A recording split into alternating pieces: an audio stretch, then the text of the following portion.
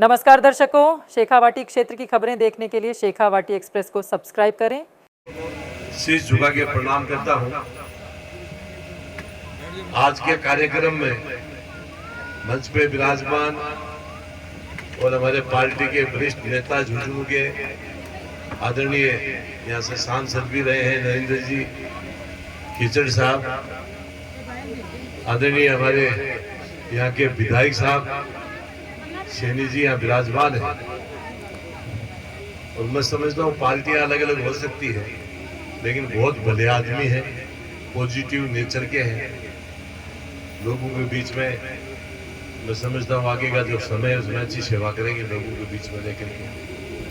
आदरणीय हमारे पूर्व विधायक साहब ठाकुर साहब, आदरणीय मंच पे विराजमान कुबेर सिंह जी, आदरणीय हमारे शिक्षाविद वीरपाल सिंह जी, सैनिक कल्याण अधिकारी जी, तहसीलदार जी ने बार बहुत शानदार काम किया कि सम्मान किया वीरांगना को, 5,000 रुपये भी दिए, उनको भी धन्यवाद देता हूँ।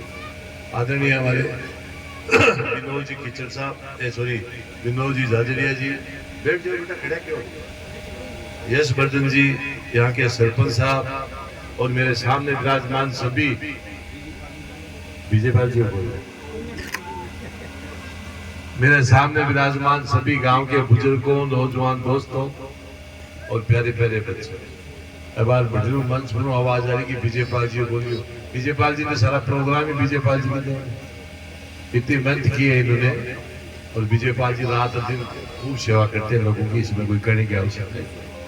और हमारी भजन पार्टी, मैं जहां भी जाता हूँ सब जगह हाथ जोड़ के प्रार्थना करता हूँ और ये कहता हूँ कि ये शहीद जो है ये देवताओं के देवता है, इनसे बड़ा कोई देवता धरती पे नहीं है, और मेरे कहने से कोई मानेगा नहीं। लेकिन इसका इतिहास भी आप पढ़ोगे, इतिहास को समझोगे तो सारी बात आपके समझ में आ जाएगी कि 140 करोड़ का देश है, और इस देश के अंदर जितने भी मंदिर बने हुए हैं और उन मंदिरों के अंदर जितने देवता विराजमान है, एक भी देवता ऐसा नहीं है कि वो अपने माँ के कोई देवता पैदा हुआ, वो भी आपकी हमारी तरह से इंसान थे। लेकिन उनको देवता इसलिए पूछते हैं कि जब जब देश की धरती पे कोई परेशानी आई, अभी नरेंद्र जी बता रहे थे, तो उन लोगों ने देश हित में काम किया, इसलिए उनको आज अपने देवताओं के रूप में पूछते हैं, मानते हैं। लेकिन आज जो शहीद की मूर्ति का अपने अनाउंस किया, इन्होंने देश के लिए जान न्यौछावर की है। देवता एक भी कोई देवता का इतिहास नहीं होगा कि उन्होंने कोई देश के लिए जान न्यौछावर की। इसलिए मैं ये कह रहा हूँ कि इनसे बड़ा कोई देवता धरती पे नहीं है। देवताओं के देवता है, इनको देवताओं की तरह मानना, देवताओं की तरह से पूजना, जात जरूला उतारना, खुशी गरीबी में याद करना। इस देश में 36 बरादरी के जो लोग हैं उनकी सबकी जिम्मेदारी है। अभी कुछ वक्ता भाषण में कह रहे थे, पूर्व जो भाषण दिया अपने बहादुर सिंह जी शेखा, मैं आपको एक निवेदन कर दूं कि किसी भी जाति में पैदा तो होता ही है कोई ना कोई व्यक्ति, लेकिन शहीद होने के बाद उसके जाति लगाना इससे बड़ा कोई पाप नहीं। इसलिए कह रहा हूं, ये तो देवता है, सबके हैं, सब पूरे देश के लिए जान न्यौछावर की है, तो शेखावत बना करके आप इनको सीमित दायरे में कर दोगे तो इस पर मैं समझता हूँ अच्छी बात है। इसलिए इनको देवताओं के रूप में 36 बरादरी की जिम्मेदारी है, सबके लिए इन्होंने अपनी जान न्यौछावर की है।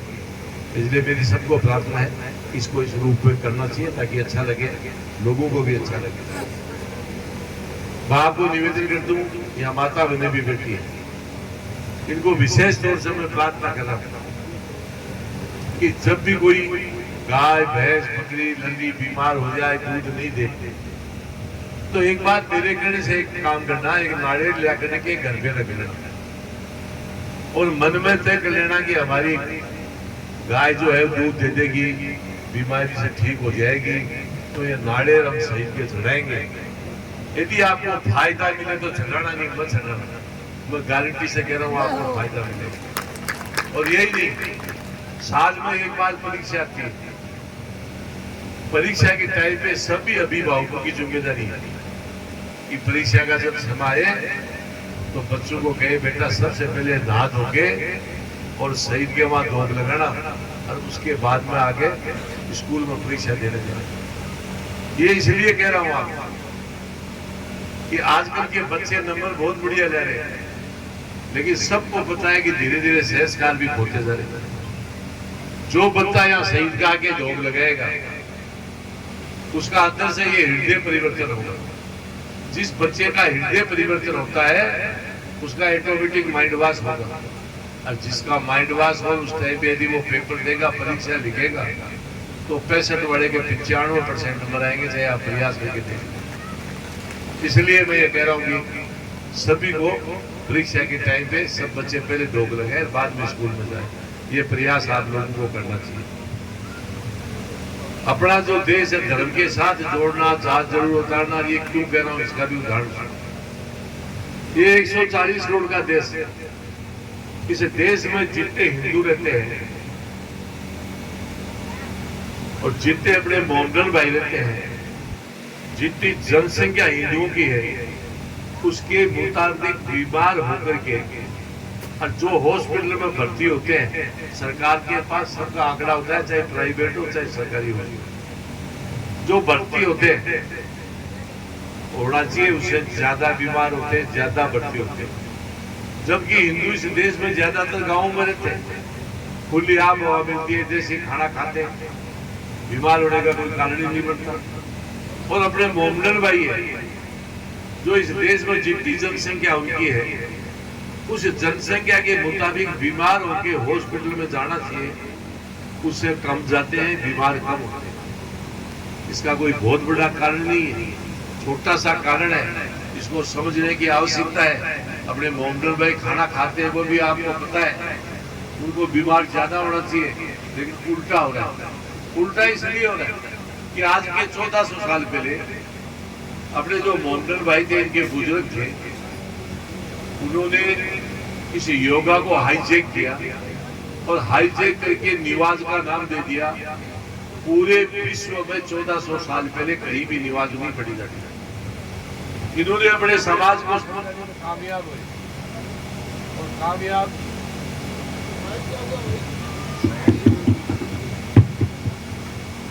ऐसे कामयाब हुए कि पूरे विश्व के अंदर निवाज पड़ी जाती है 5 वक्त। एक रामदेव बाबा का आस्था चैनल आता है, आप देखते हो तो बहुत बढ़िया। नहीं, एक बार मेरे घर से उसमें जो योगा बताते हैं, योगा सिखाते हैं, और एक मोहम्मदन भाई अपना जो निवाज पढ़ता है, निवाज अदा करता है, उस टाइम पे एक बार बारीकी से उसको भी देखते हैं। 6 में एक ही चीज है, उसमें कोई अंतर नहीं है, वो भी निवाज है, वो भी योगा है। लेकिन मैं आपको बता दूं, एक बार सुबह से शाम तक 24 घंटे में कोई आदमी पसीना निकाल दे तो चाहे उसकी उम्र 80 साल लिखी है भगवान ने, 100 साल पहले वो नहीं जाएगा। जो व्यक्ति 5 बार निवाज के माध्यम से आसन कर लेता है, पसीना निकाल लेता है, तो उसके घर में क्यों तो बीमारी आएगी, क्यों डॉक्टर के पास जाना पड़ेगा। इसलिए आपको प्रार्थना करना कि इनको धर्म के साथ जोड़ना सही को। आज आगे बड़े फंक्शन कर दिया, इससे काम नहीं चलने वाला। जब तक इनको धर्म के साथ नहीं जोड़ोगे तो इस देश का भला नहीं हो सकता, आपका हमारा भी भला नहीं हो सकता। इसलिए मैं सबको प्रार्थना कर रहा हूं कि इनको धर्म के साथ जोड़ना चाहिए। जीवन में मनुष्य के 3 पन्ने होते हैं।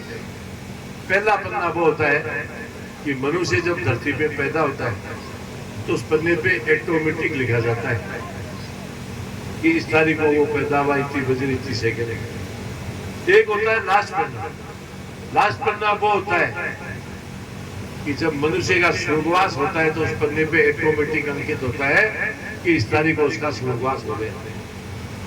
एक होता है बीच का पन्ना।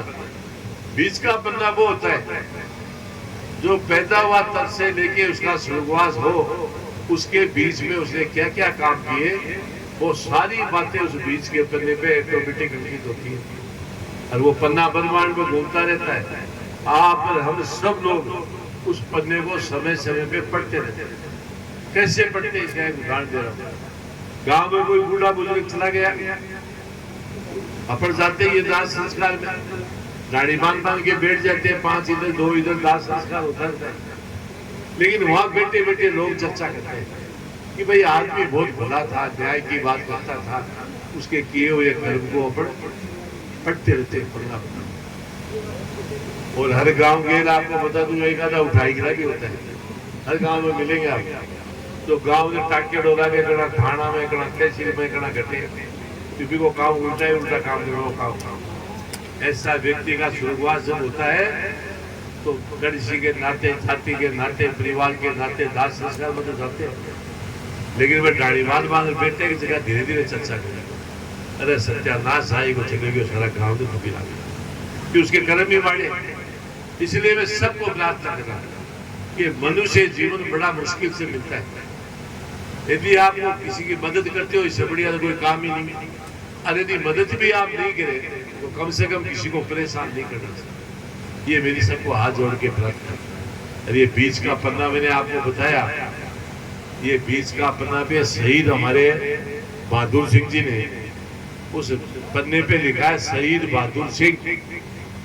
जब तक ये धरती और आसमान रहेगा, जब तक इनका नाम हमेशा रहेगा और ये अमर है, जिंदे रहेंगे। आप और हम आते रहेंगे, जाते रहेंगे, ये देवताओं के रूप में हमेशा जिंदे रहेंगे। तो मैं इसलिए कह रहा हूँ हर व्यक्ति को कोशिश करनी चाहिए कि मेरा नाम भी बीच के पन्ने पे लिखा जाए।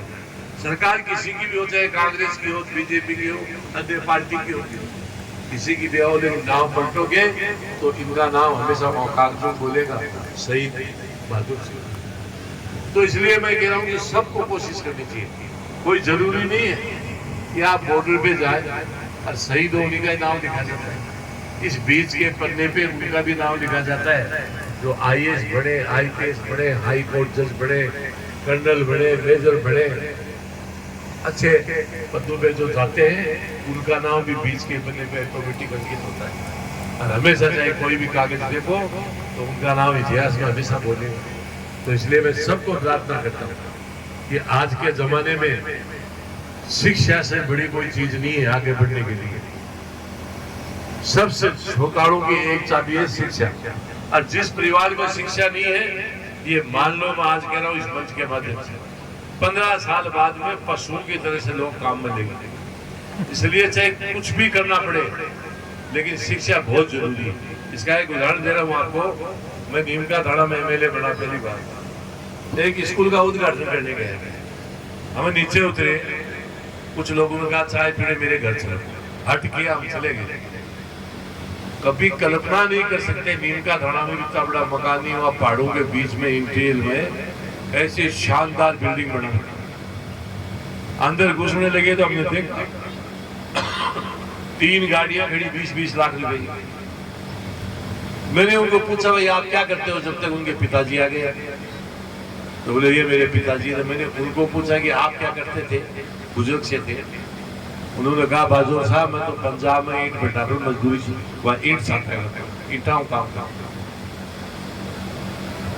आज उनके 4 लड़के, एक लड़का डॉक्टर है, 2 इंजीनियर है, एक व्यापार करता है।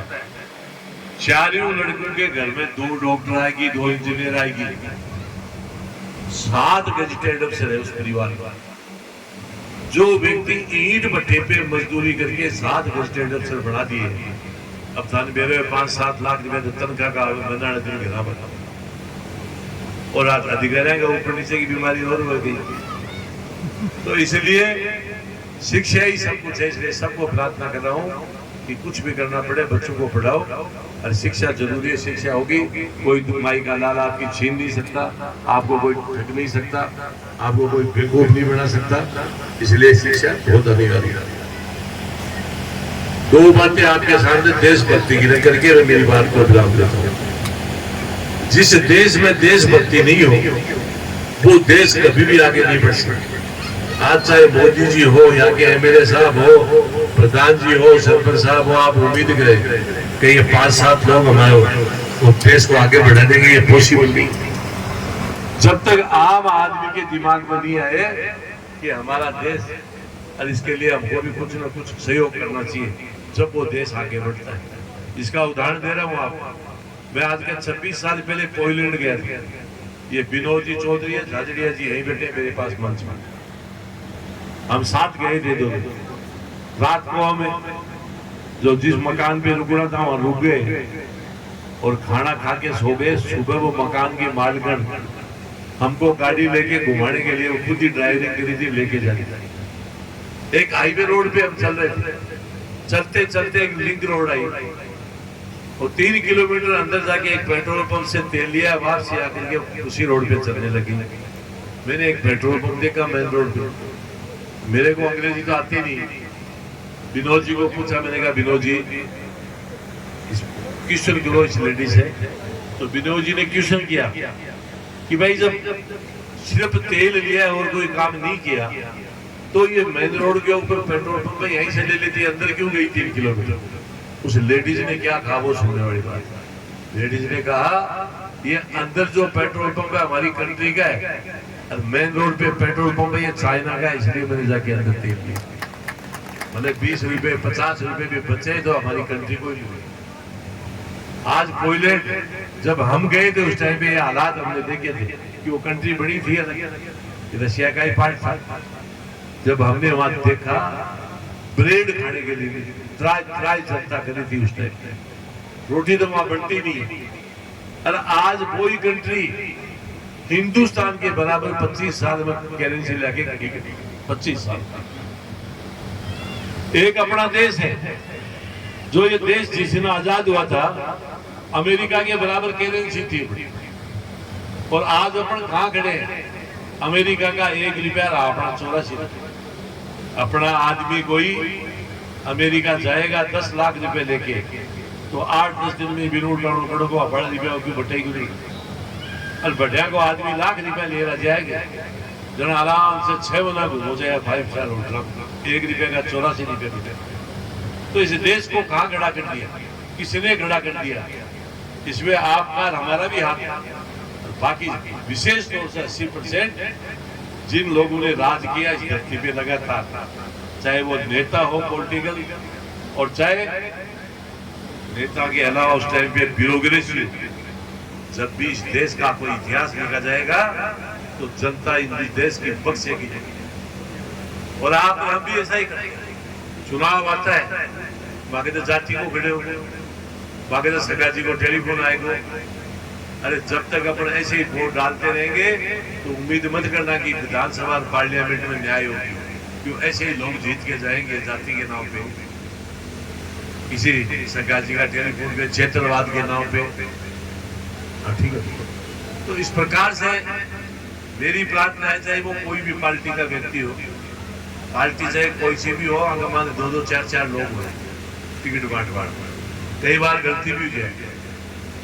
इसलिए जो आदमी अच्छा हो भला हो आपको लगे कि सेवा करेगा हमारी, ऐसे लोगों को विधानसभा पार्लियामेंट में भेजना चाहिए। ये मेरी सबको प्रार्थना। एक बात और आपके बीच में रख देता हूँ। पूरे विश्व में सेकेंड वर्ल्ड वार चल रहा था, युद्ध चल रहा था। जापान के कंपनी कमांडर थे मेजर साहब, वो तोपे लेके कहीं जा रहे थे, मोर्चा पे जाना था। एक छोटा पुल था उसके ऊपर से गुजरना था। पास में गए, ये ओरिजिनल बात है, इतिहास की बात बता रहा हूँ ना कि भाषण दे रहा हूँ। पास में गए तो वो पुल टूटा हुआ मिला। मेजर साहब को पसीना आ गया, उनको मोर्चे पे जाना था। पास में गांव था, गांव वालों साथ था, ये अपना देश खत्म हो जाएगा, बहुत बड़ा नुकसान होगा। बताओ मेजर साहब। अरे बोले खड्डा हो गया, इतना टाइम नहीं, इस खड्डे में एक आदमी तुम सोते जाओ, जैसे ही खड्डा बनेगा तो मैं आपके ऊपर से तोपे निकाल के मोर्चे पे पहुंच जाऊंगा, आपको सबको मरना सही होगा। गांव वालों का हम तैयार, लाइन लगा के उस खड्डे में धड़ाधड़ सोने लगे। एक बच्चा लाइन में लगा हुआ था। मेजर साहब की नजर पड़ी, पूछा तेरी एज क्या है? बोले 13 साल। परिवार में कौन है? बोले मेरी एक माँ है। जा बोले तेरे को सही नहीं मरने नहीं देंगे, तेरी माँ की सेवा है। वो दौड़ के माँ के पास गया, माँ को कहा माँ मैं देश के काम आना चाहता, तेरे कारण से मुझे मौका नहीं मिला। तो मैंने कहा मैंने ऐसा क्या किया? तो उसने बताया कि मेजर साहब ने ऐसा पूछा, मैंने ऐसे बताया। उसकी माँ ने क्या किया वो सुनने वाली। उसकी माँ ने उठाया, मुंह में जहर लिया, और जहर लेके अपने बेटे को कहा, जा बेटा जाके तेरे मेजर को कि मेरी माँ इस दुनिया में नहीं है, वो बच्चा भी सही नहीं। आज जापान में चाहे कोई भी राष्ट्र देख जाएगा, स्मारक बना हुआ है, सबसे पहले वहां प्रणाम करेगा, उसके बाद में आगे घुसेगा, काम करेगा। और यही नहीं, सबसे बड़ी बात यह है, विश्व में टेक्नोलॉजी के मामले में यदि कोई कंट्री है तो वो है जापान। अपनी तरह से नहीं है, कोई रोड बेल छोटी सी करे, अड़गी शीशा तोड़ दो, पकड़ दो, बड़े स्टाइल भी करेगा तो काम डबल करेगा, 3 गुना करेगा। इसलिए आज विश्व में, फिर आगे की बात हो, वहां अमेरिका ने हिराशिमा में परमाणु बम डाला था, आपको सबको पता है, सेकेंड वर्ल्ड वॉर के टाइम खत्म कर दिया था देश ने। आज भी वहां कई जगह ऐसी है जिसमें अनाज पैदा नहीं होता, बच्चे लूले लगड़े पैदा होने लगे, परमाणु को बहुत नुकसान करता है, लेकिन फिर भी वो खड़े हो गए और अपनी कंट्री को शानदार डेवलप कर लिया। तो इसलिए मैं सबको प्रार्थना करता हूँ, कुछ न कुछ देश के प्रति सब भावना रखनी चाहिए, देश के प्रति भी काम करना चाहिए, ये भी सेवा है। अब सड़कें तो सरकार बना देगी, गांव में नालियां बना देगी, लेकिन नालियों के अंदर बदबू मारता रहेगा, कचरा इकट्ठा होता रहेगा, 3 फुट तक तो नालियों में कचरा जाम हो जाता है, ऐसे जर्म्स पैदा हो जाते हैं, 3 फुट तक छोटे बच्चों को अटैक करते हैं। अपन को पता ही नहीं चलता, हॉस्पिटल में बच्चों को लिए घूमते रहते हैं। लेकिन हालात ये, आप ये सोचो कि नाली साफ सिर्फ पर्टिकुलर जाति का, एक ही जाति के वही लोग आएंगे, कोई साफ करेंगे, ये बहुत गलत बात है। चाहे राज किसी का भी हो, ये पॉसिबल नहीं है कि सरकार हर जगह यहाँ कर्मचारी लगा के नालियां साफ करें। तो 2 आदमी गांव के उठ करके सुबह हाथ में कोई लकड़ी लेके नालियां साफ कर दी, कचरे को प्लास्टिक का बड़ा एक जगह इकट्ठा कर दिया, इससे बड़ी देश सेवा क्या हो सकती है? ये भी देश सेवा करनी चाहिए। किसी की बेटी की शादी है, 4 आदमी 2 आदमी गांव के चले गए, पातल उठाने लगे, बारात को जिमाने लगे, इससे बड़ी देश सेवा क्या हो सकती है? तो इस प्रकार का काम सबको देश के प्रति थोड़ी भावना रखनी चाहिए, करनी चाहिए। अपनी माता बहनें हैं, आप भी सब बैठे हो, बहुत से लोग आप में से भी ऐसे होंगे कि एक गांव में एक दाई माई होती थी, सारा गांव की डिलीवरी वो अकेली करवाती थी, कोई हॉस्पिटल नहीं होते थे उस जमाने में, जैसे मेरा भी देखा है। और आज स्थिति है कि डिलीवरी का टाइम आए 15 दिन पहले ही वहाँ एडमिट कराओ हॉस्पिटल में, लाख 50 हजार रुपया दे रहा हो। ये क्यों हो रहा? वो इसलिए हो रहे कि पहले माता बहनें 4 बजे उठती थी, भाड़ा निकालती थी, उसके बाद में बिलोवना हाथ से बिलोती थी, चकड़े पे मिर्च बांटती थी, कुकड़ मुसल में धान कूटती थी, तो एक्सरसाइज होती थी, पसीना निकाल लेती थी। आजकल से मशीनों काम करने लगा ना भाई, 2 लाख 50 हजार। और जब वो आदमी एक बार कोई भी तरीका पसीनों काट ले, चाहे खेत में काम कर काट लो, योगा कर काट लो, मैं गारंटी से कह रहा हूँ उसको डॉक्टर के पास नहीं जाना पड़े, दवाई नहीं। इसलिए मैं सबको प्रार्थना करता हूँ आपको कि बच्चों को पढ़ाना चाहिए, समय का ध्यान रखना चाहिए। आपने बुलाया, मान सम्मान किया। अभी एक बात कह रहे थे हमारे एमएलए साहब का, मैं एमएलए साहब की काट नहीं कर रहा हूँ, ये कह रहे थे साहब अग्निवीर और काम जचे हो जाओ। एमएलए साहब एक बात बता देता हूँ, जितने ये सेना का सिस्टम इंटरनेशनल कानून बना हुआ है पूरे विश्व में, उसमें कितनी आबादी है, क्या सिस्टम है, भुगते ही सैनिक भर्ती कर सकते हो। उसके बाद ज्यादा यदि कोई निर्णय है तो उसके फिर ये कंट्रियां अपना अलग अलग तरीका काटती है, अग्निवीर का फलाना टीका। जितने सेना में अपन भर्ती लेते थे उतने आज भी भर्ती ले जा रहे, उसमें कोई कटौती नहीं है। ये तो एक्स्ट्रा में ले रहे हैं अग्निवीर, जगाड़े गवा का मान साजवा जीवने के थोड़ा मरा भागा गला मुझा फिरा बन बंको बिल्कुल साइड शानदार, मैं एकदम फौजी बनेगा, 4 साल में नौकरी करेगा और उसके बाद में वैरायटी मिलेगी, कोई भी नौकरी में लगेगा तो वैरायटी मिलेगी। इसलिए आज इस मन से मैं हमारे शहीद स्टेट के बहादुर सिंह को नमन करता हूँ, साथ ही हमारे उनके माता और परिजनों को भी प्रणाम करता हूँ।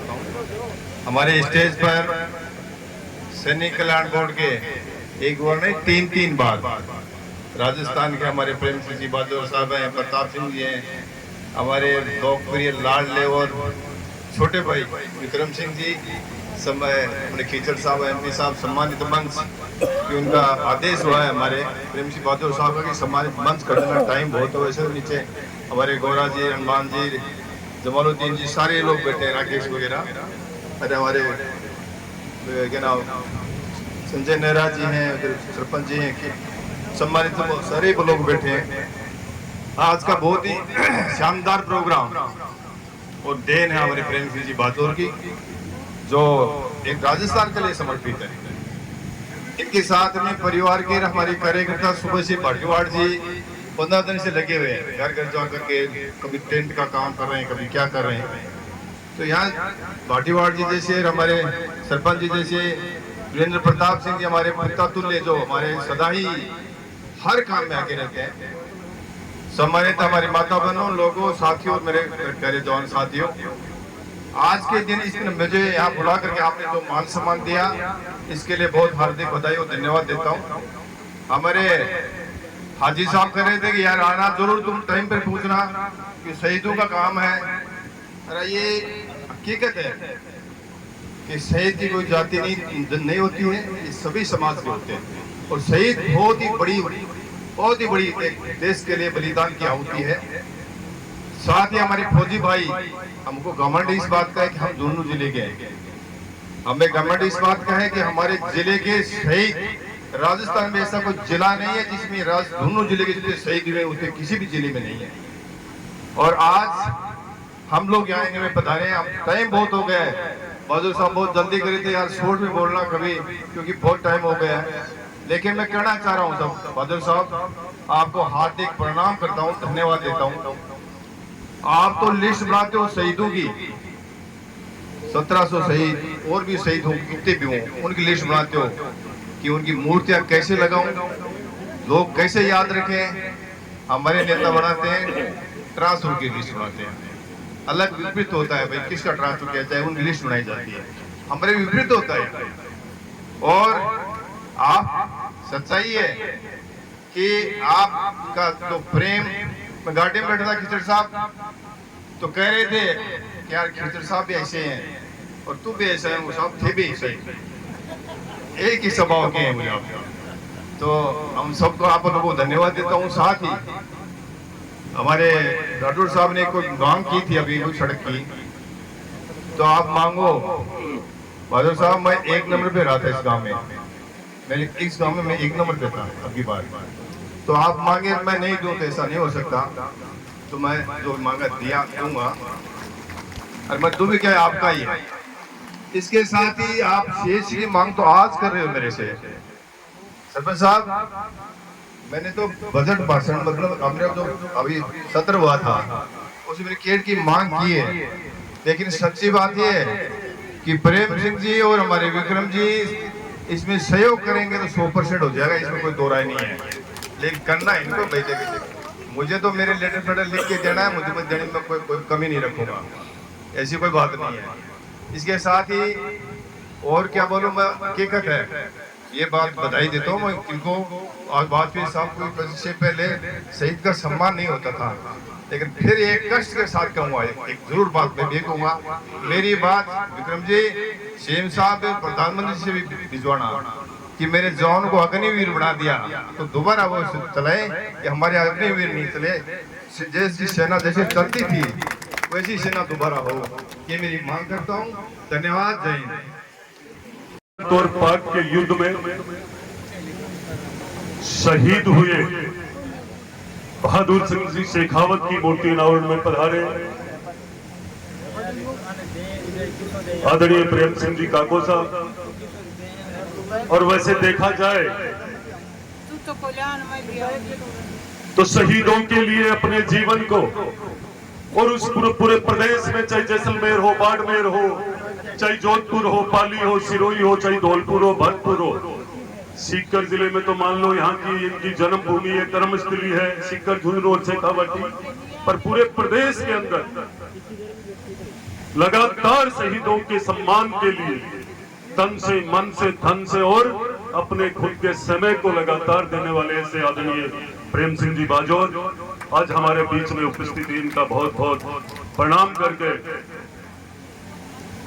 धन्यवाद और स्वागत करने की मेरी स्थिति नहीं है, मैं इनका बच्चा हूं। साथ ही मंच पे विराजमान, मंच पे हमारे पूर्व सांसद आदरणीय नरेंद्र जी खीचड़ और पूर्व विधायक उदयपुर वाटी वीरेंद्र सिंह जी ठाकुर साहब और हमारे आपके यहाँ के लोक लाडले बड़े सरल स्वभाव के और मेरे कई कामों में एडवोकेट भी रहे हैं, ऐसे आदरणीय भगवान राम जी सैनी उदयपुर वाटी विधायक। मंच पे आदरणीय बड़े भाई साहब वीरपाल सिंह जी शेखावत मेरे साथ जाखल से वकील साहब पधारे हैं, नरेंद्र जी और यहाँ के सरपंच साहब राठौड़ साहब। अब मैं यहाँ के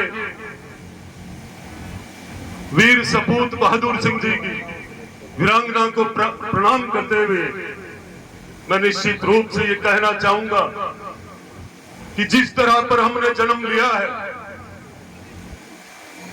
भले ही 1971 के युद्ध में हम बच्चे थे, पर 1947 से लेकर 65 और 71 और 99 के युद्ध में 1971 का युद्ध इस भारत को मान सम्मान दिलाने वाला युद्ध था, अपने आप में गौरवान्वित करने वाला युद्ध था, जिस युद्ध के अंदर हमारे बहादुर सिंह जी शेखावत ने इस भारत के लिए अपनी जान की बाजी लगा दी। हमारे क्षेत्र के नौजवान जब भी सीमा पर डट करके लड़ते हैं तो निश्चित रूप से अपने मान सम्मान और देश को याद करते हुए वो सीने पे गोली खाने के लिए तैयार रहते हैं। ऐसे झुंझुनू जिले के सभी शहीदों को आज मैं प्रणाम करते हुए ये कहना चाहूंगा कि ये शहीद इस देश के कोहिनूर होते हैं। शहीद हम सबके हैं। शहीदों के सम्मान के लिए हम सबको वक्त निकालना चाहिए। शहीदों के मान सम्मान के लिए हम सबका हर दिन हर पल शहीदों के लिए लगना चाहिए। आज जिस भी स्थिति में हम हैं, हमने ये भी तय किया था, जब मैं रास्ते में आ रहा था तो मैंने सोचा 1971 के युद्ध में, और वो समय होता था जब मैसेज आता था कि आपका बेटा, आपका भाई, आपका साथी, आपका गांव का लाडला लड़ते लड़ते देश के लिए शहीद हो गया है। जब मात्र मैसेज एक तार के माध्यम से या कोई टोपी पहुंचती थी, बक्सा या ड्रेस आती थी। देखो 1971, 47 और उसके बाद 65 तक के युद्ध तक कितने बरसों तक ऐसे परिवार जिन्होंने कठिनाइयां झेली है, उनकी बेटी पे, उनकी माँ पे, उनके पिता पे, परिवार पे, गांव पे क्या क्या बीती होगी, और उन्होंने शहीद मान लिया। ऐसी स्थिति में भी हमारे देश के नौजवानों ने भारतीय सेना को मजबूत करने के लिए और देश को मजबूत करने के लिए आगे से आगे कदम बढ़ाते रहे, और देश की सीमा के लिए सबसे पहले आगे जाने वालों में से झुंझुनू के नौजवानों ने हमेशा तय दिल से ये मजबूती से कहा है कि हम जाएंगे सेना में। वो एक जमाना था जब सेना में कोई जाने के लिए तैयार भी नहीं था। जब यहाँ के बहादुर शहीद हो चुके ऐसे बहादुर सिंह शेखावत और उनके माता पिता को प्रणाम करता हूँ, जिन्होंने ऐसे बहादुर जाबाज को पैदा किया और देश के लिए। साथ ही ये भी कहना चाहूंगा कि जब आज वो एक समय है जब हमारे देश के प्रधानमंत्री स्वर्गीय अटल बिहारी वाजपेयी बनते ही उन्होंने एक ऐसा कानून तैयार किया, ऐसा कानून लाए कि जो भी सीमा पर शहीद होगा उसका पार्थिव शरीर उनके घर तक राजकीय सम्मान से पहुंचेगा और कलेक्टर एसपी वहां मौजूद होंगे। ऐसे देश के प्रधानमंत्री पूर्व अटल बिहारी वाजपेयी जी की वो देन है जो आज हमारे बीच में कम से कम उन शहीदों के सम्मान के लिए वो भारतीय जनता पार्टी की सरकार। वैसे ही हमारे 2014 के अंदर देश के प्रधानमंत्री नरेंद्र मोदी जी आते ही सैनिकों के लिए पेंशन आए हुए सैनिकों के लिए वन रैंक वन पेंशन का लाभ देने वाली वो मोदी सरकार। तो मैं सबसे पहले ये कहना चाहूंगा, यदि कोई भी इस केंद्र की सरकार का सैनिकों के लिए कोई लाभ हुआ है तो इस भारत में सबसे ज्यादा इस झुंझुनू जिले को, क्योंकि झुंझुनू जिला ही ऐसा है जिसने पूरे देश में सबसे ज्यादा शहीद दिया है। इतने शहीद झुंझुनू के हैं, शायद मैं मानता हूं कई स्टेटों में तो इतने शहीद ही नहीं, अकेले झुंझुनू जिले में है। यह है वो झुंझुनू जिला। और इस पाकिस्तान और भारत के युद्ध में, वो युद्ध था जब हम बच्चे थे तब सुनते थे 93,000 सैनिकों को हमारी सेना, भारतीय सेना ने पाकिस्तान के 93,000 सैनिकों को मिट्टी धूल चटवा दी। और यही 1971 का युद्ध है जिसकी वजह से भारत का मान सम्मान बढ़ा था, सैनिकों का जो मान सम्मान बढ़ा था। आज वही समय है। हम सबके बीच में आज हमारी सेना कितनी मजबूत है। आज ही के दिन आपने देखा होगा हमारे लोकप्रिय मुख्यमंत्री जी भजन लाल जी ने हर ग्राम पंचायत में हर शहीद वीरांगना के लिए सम्मान के लिए एक श्रीफल, शॉल, 2100 रुपए का लिफाफा, ये सब व्यवस्थाएं पूरे प्रदेश के अंदर। ये देखो, ये भारतीय जनता पार्टी जो सैनिकों के लिए, कल देखना राखी बंधवाने के लिए हमारे देश के रक्षा मंत्री, हमारे देश के यशस्वी प्रधानमंत्री सब बॉर्डर पे, सीमा पे हमारे शहीदों की वीरांगनाओं तक पहुंच जाएंगे। ऐसे है वो आज का जो समय और पहले वाले समय में। आज देखो रात और दिन का ये फर्क है, मात्र हम सब लोगों की ये सोच है। और इसी सोच के साथ जब देश का नेतृत्व मजबूत हाथों में आया तो मैं ये मानता हूं हमारी संस्कृति और समाज और हमारी सेना इतनी मजबूत हो चुकी है। आसपास के देशों में आज आप देख रहे होंगे क्या हालात हो रही है, पर हम हर दृष्टि से सुरक्षित है। इतना ही कहकर मैं मेरी वाणी को विराम देता हूं। और वक्ता बहुत विराजमान है और